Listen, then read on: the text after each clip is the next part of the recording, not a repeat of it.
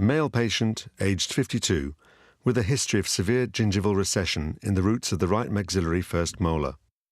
This patient was sent to my surgery, and I sent him for root canal treatment due to the sensitivity, and he had a radicectomy. Now, this X-ray shows us the result of the first attempt to keep this tooth functional and in the mouth. I'll go back a slide. And in this area we can see a lesion. Although the X-ray would indicate that it's in the palatal root, at the time of extraction we observed the following. See, here are the remains. This is the healed area of the alveolus where the radicectomy was carried out. This area is the distal root. It was difficult to take these images, but the lesion was so deep that the alveolus of the distal root was joined to the apical lesion. We suspected that the lesion was infected, communicating with the maxillary sinus. We carried out very careful and precise tests. We assessed the lesion physically. Using instruments, we didn't really notice anything more than the hard wall of the lesion.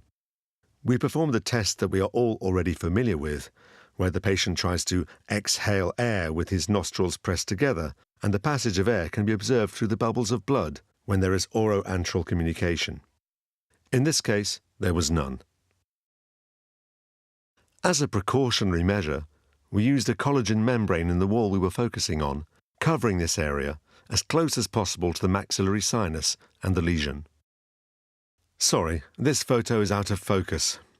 I'm always nervous with these cases, so the photo didn't come out great, but here we can see perfectly once again the cone that is right at the entrance of the lesion, and in due course we pack it, and a second cone allows us once again to fill the apical lesion and the area that corresponded to the alveolus at the distal root of this tooth.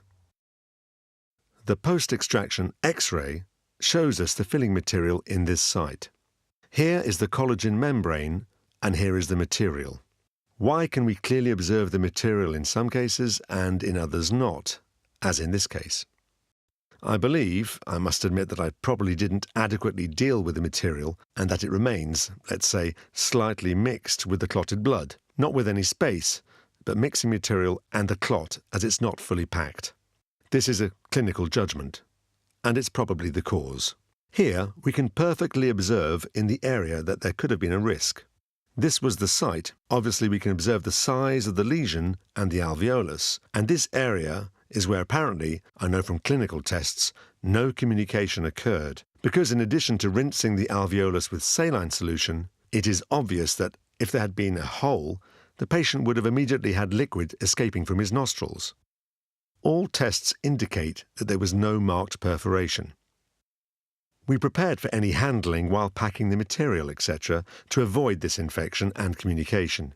And then we see the lesion and the material in this X-ray immediately after inserting the material. In this X-ray, I just made a slight mistake. This X-ray, which we saw and described, did not yet contain the material. Here, we see the graft material. This irregular area that you see is the material that we use as surgical dressing. We took the X-ray with the surgical dressing protecting the wound, but we can observe perfectly how far the material extends. Technically, the collagen membrane would be in this area.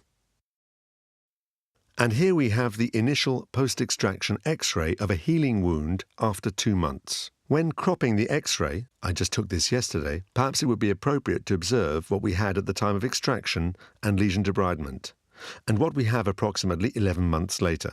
This area corresponds to the root alveolus, which is perfectly obvious here, at the time of extraction, and as we can be certain, with our X-ray image, that the objective of ensuring that this alveolar area repaired itself was met.